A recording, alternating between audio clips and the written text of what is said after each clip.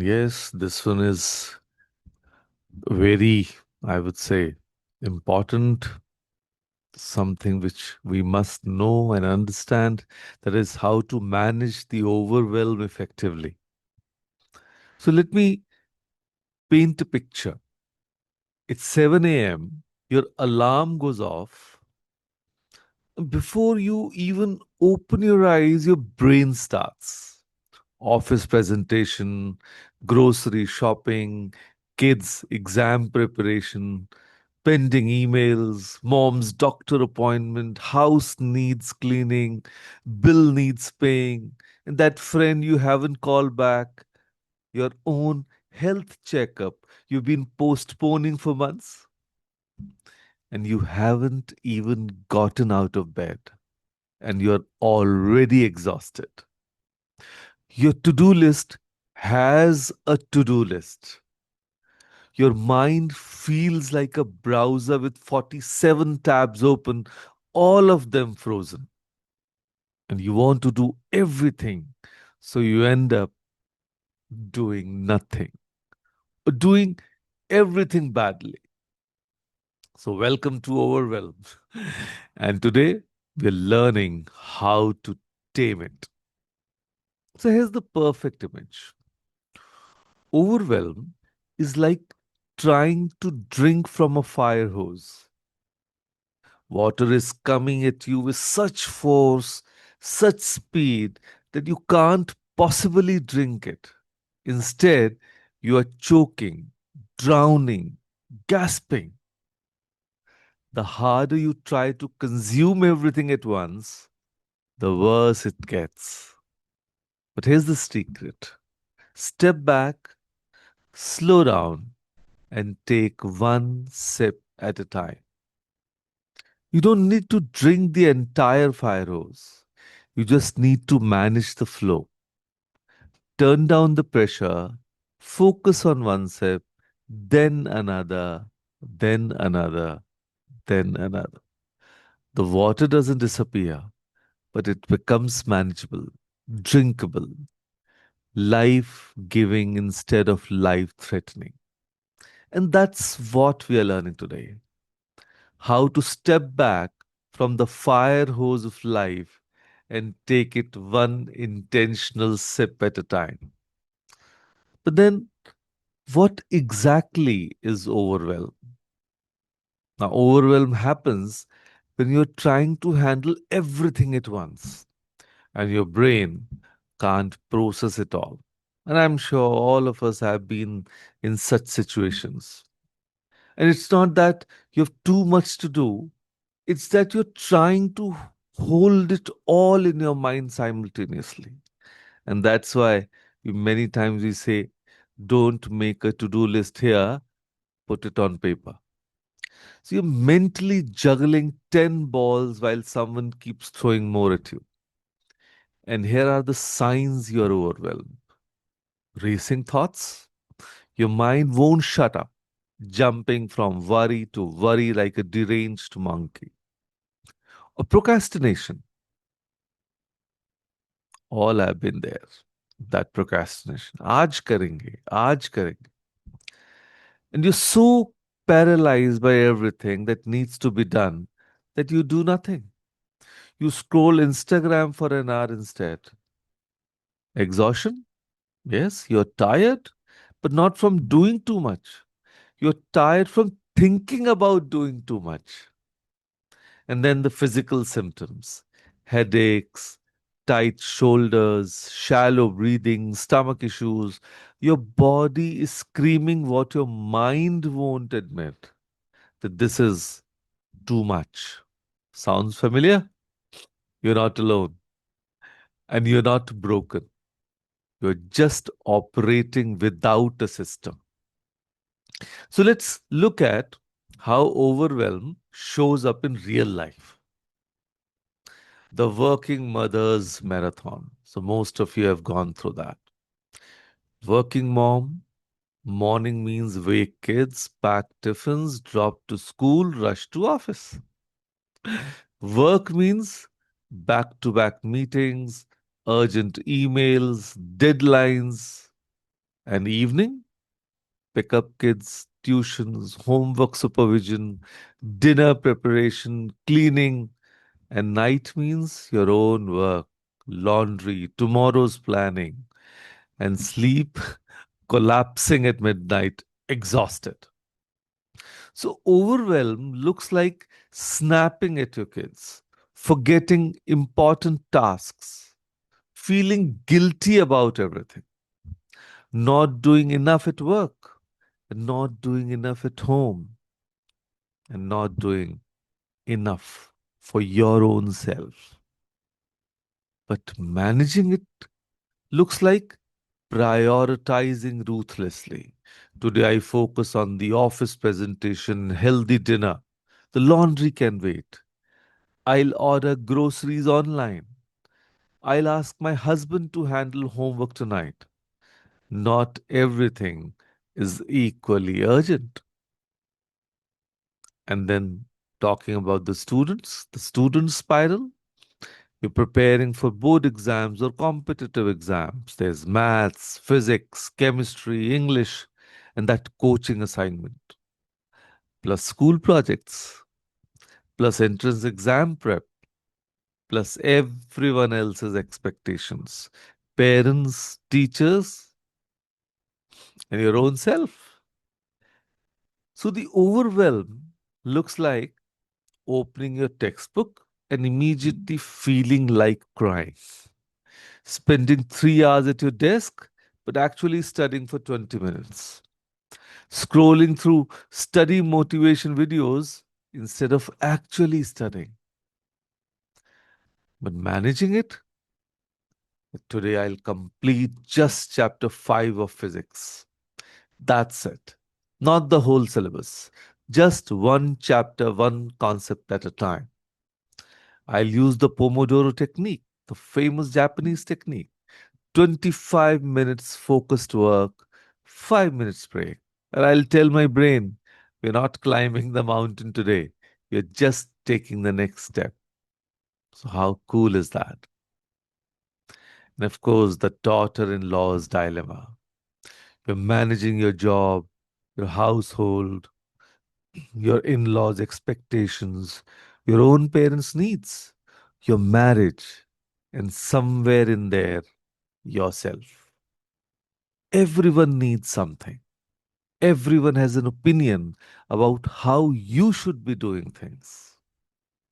So when you get overwhelmed, you look like it's a feeling like you're failing at everything, losing yourself trying to please everyone, and resentment building, but smiling through it all. And when you manage it, it looks like I cannot pour from an empty cup. Today I'll delegate. Ask my husband to handle dinner. I'll say no. Auntie, I can't attend the function this week. I'll protect my time. Sunday afternoon is mine for rest, non negotiable. So, how do we actually manage overwhelm? So, today I'll share 4 powerful strategies, and I'm sure they're going to help you out. Strategy 1, prioritization, the rule of 3. Stop trying to do everything. Pick 3 things, just 3, that truly matter today. Not 10, not 20, just 3. And ask yourself, if I could only accomplish 3 things today, what would move the needle most? Focus there. Let the rest wait. And then the next strategy, the delegation, that is the liberation question. Ask yourself constantly, does this need to be done by me? Can your teenager do their own homework without your supervision? Can your partner handle the grocery run? Or can you hire help for house cleaning? Or can you say no to that committee you joined out of obligation? Stop wearing I do everything myself as a badge of honor. It's not strength, it's exhausting. This is strategy number 3, breaking tasks into steps. That is the mountain into molehills.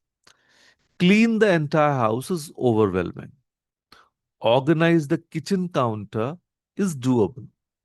Finish the project is paralyzing, but complete the introduction section is achievable. Big tasks freeze us. Small steps mobilize us. So always ask, what's the smallest next action I can take? And then strategy number 4, mindfulness. Yes, the present moment practice. When overwhelm hits, you're living in the future, worrying about everything that needs to happen. Come back to now.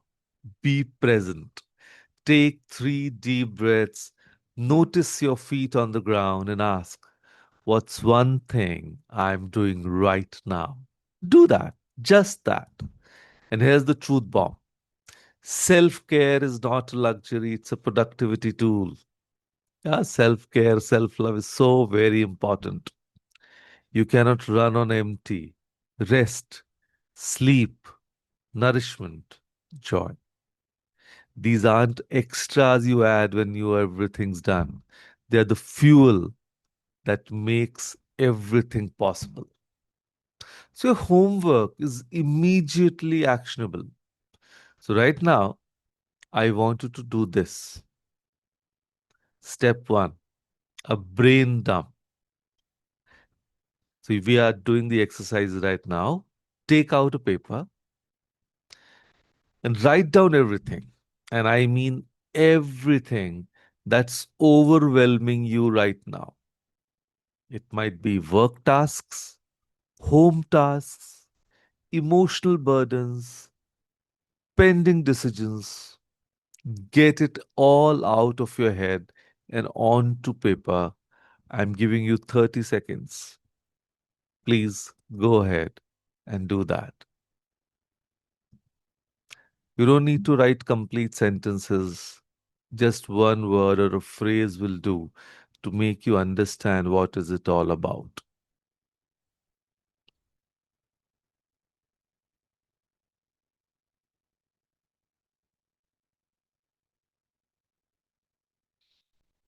And then step 2, circle 3. That is from that entire list, circle the 3 most important items. The ones that truly matter. The ones that, if completed, would make the biggest difference in your life.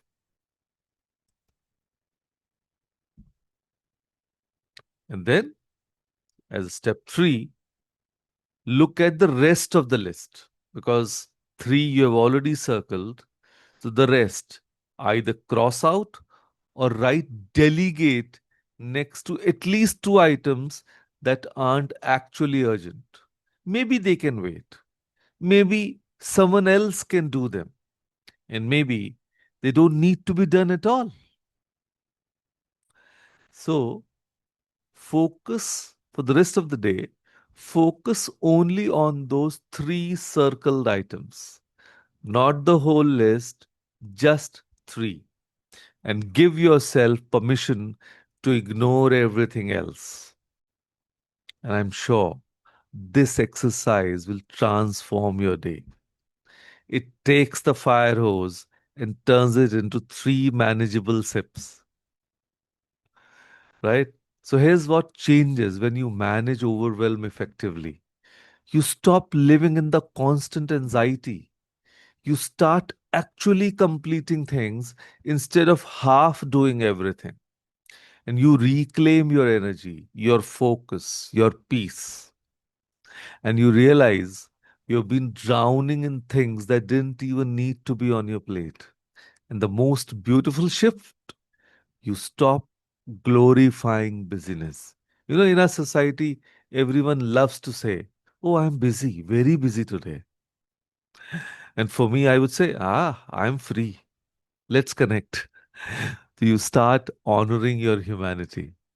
You're not a machine, you're a person, and you deserve to breathe. So let me leave you with this powerful reminder. You don't have to see the whole staircase to take the first step. You don't have to carry all the weights to move forward. You just need to do the next right thing, then the next, then the next. And one sip at a time, you'll realize you're never meant to drink the fire hose. You are meant to savor the water. Your worth is not measured by how much you can handle. Your value is not determined by your productivity. You are enough, even when you can't do it all. So here's my challenge: do the exercise, brain dump, circle three, cross out two, focus. That's what we did just right now. Brain dump, circle three, cross out two, focus. Stop trying to drink the fire hose. Step back, take one sip, then another. You deserve to breathe, to rest, to live, not just survive. So you can now go reclaim your peace one intentional sip at a time. So, with that thought, thank you. Thank you, everyone, for joining us today. Thank you.